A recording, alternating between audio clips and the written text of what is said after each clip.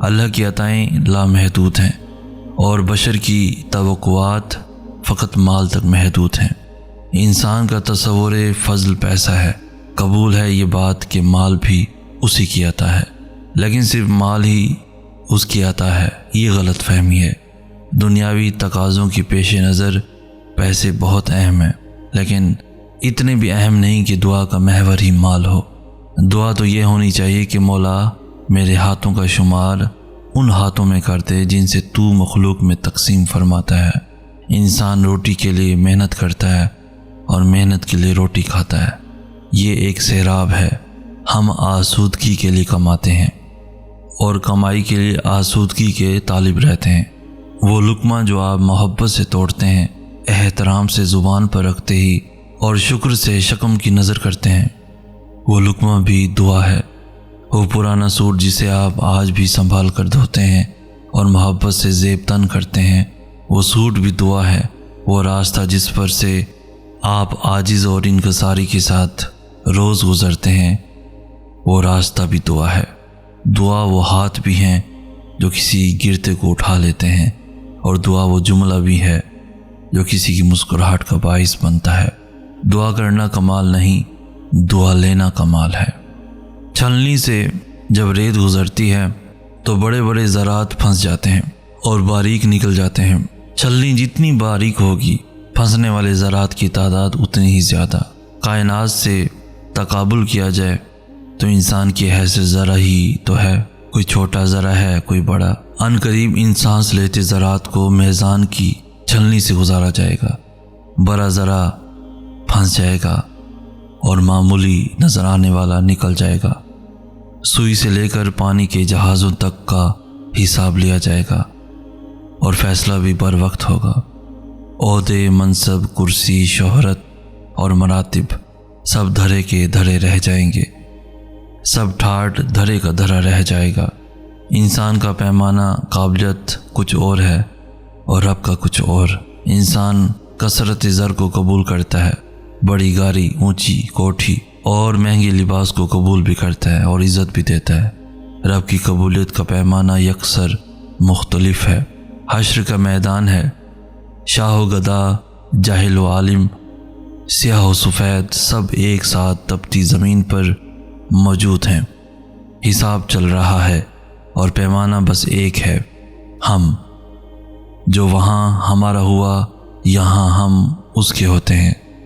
اور یاد رہے، حشر کی چھلنی بہت باریک ہے۔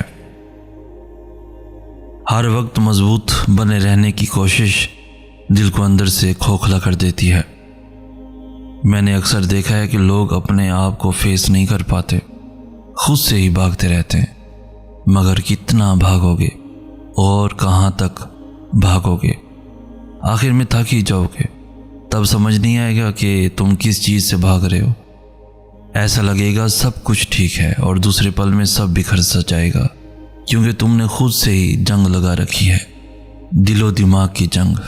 اپنی غلطیوں اور اپنی خامیوں کو قبول نہیں کر رہے۔ خود سے کہنا سیکھو کہ ہاں میں یہاں غلط ہوں، میں نے یہاں غلطی کی۔ ضروری نہیں ہے کہ آپ ہر وقت مضبوط بنے رہیں، کبھی کبھی رو لینا بھی اچھا ہوتا ہے، ہاں مگر لوگوں کے سامنے نہیں، صرف اللہ تعالیٰ کے سامنے۔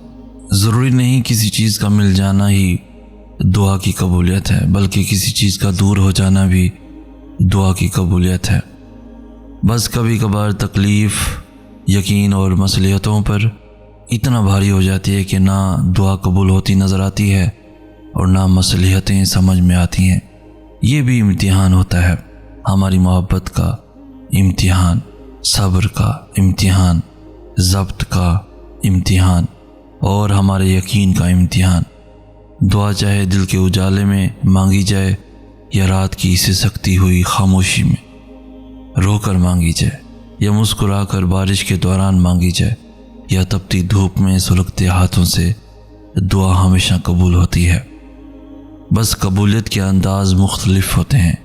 وہ جس کا نام ہی المجیب ہے، تو کیا وہ تمہارے دعا کے لیے اٹھتے ہاتھوں کی لاج نہیں رکھے گا؟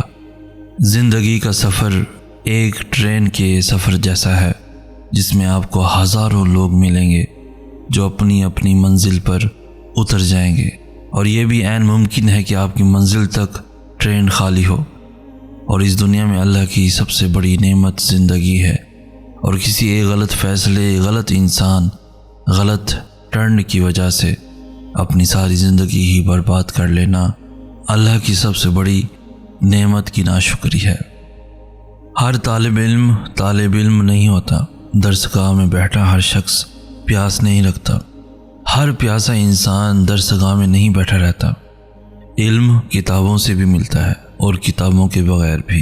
کتاب انسان کی بہترین دوست ہے، اور انسان کا بہترین دوست بھی ایک کتاب ہے۔ سیکھنے والا تو خاک سے بھی سیکھتا ہے، اور نہ سیکھنے والے کو بڑے بڑے استاذہ کی صحبت بھی کم ہے۔ اہل علم ہی اہل دانش ہوتے ہیں۔ علم کی دو اقسام ہیں، علم کسبی اور علم لدنی۔ جو علم سیکھا اور سیکھا جا سکے وہ علم کسبی ہے، اور جو خاص القائے ربی ہو، الہامی کیفیات کا نتیجہ ہو، وہ علم لدنی ہے۔ کتاب پڑھنے والے اور ہوتے ہیں اور چہرہ پڑھنے والے اور ہوتے ہیں۔ کچھ لوگ علم حاصل کرتے ہیں اور کچھ کو عطا کیا جاتا ہے۔ حاصل کیا ہوا علم عقلی دلائل اور ماضی و حال کے گرد گھومتا ہے۔ عطا کیا گیا علم انسان کو اندر سے گہرا اور روحانی بنا دیتا ہے۔ اس کی بات میں حقانیت اور حقیقت اور فکر میں بالیدگی انتہا درجے تک شروع دن سے نمایاں ہوتی ہے۔ عالم کتاب سے دلیل دیتا ہے، اور صاحب کشف نظروں سے ہی قائل کر لیتا ہے۔ عالم بولتا ہے تو علم دکھائی دیتا ہے، جبکہ صاحب کشف کی صرف موجودگی ہی ماحول میں سنجیدگی اور روحانیت بکھیر دیتی ہے۔ ضروری نہیں صاحب کشف عمر رسیدہ باریش بابا ہو، وہ کوئی 15 سال کا بچہ بھی ہو سکتا ہے، یا پھر 25-27 سال کا نوجوان بھی۔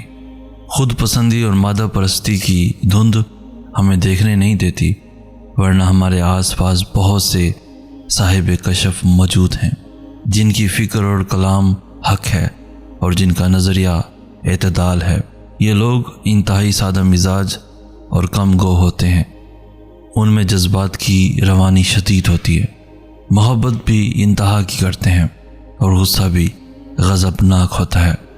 دیکھا یہ گیا ہے کہ ایسے لوگ صاحب زبان ہوتے ہیں اور ہر لطیف چیز سے محبت کرتے ہیں۔ یہ لوگ خوش رہنے کا ہنر جانتے ہیں، ان کو کم یا زیادہ سے فرق نہیں پڑتا، ان کا مقصد حیات ہی کچھ اور ہوتا ہے۔ ایسے کمال کے لوگ آج کے معاشرے میں، آج کے زمانے میں خشک، سنکی، پرانے، بورنگ اور عجیب کہلائے جاتے ہیں، لیکن اس سے انہیں کوئی فرق نہیں پڑتا، کیونکہ یہ رویہ تو انبیاء نے بھی جھیلا تھا۔ تلاش کریں ایسے لوگوں کو اور ان کے پاس بیٹھیں۔ نہ وہ جبہ و دستار رکھتے ہیں، نہ ہی آستانہ و خانقاہ کے امین ہیں۔ یہ صاحبان کشف ہمارے آس پاس پھیلے ہوئے ہیں۔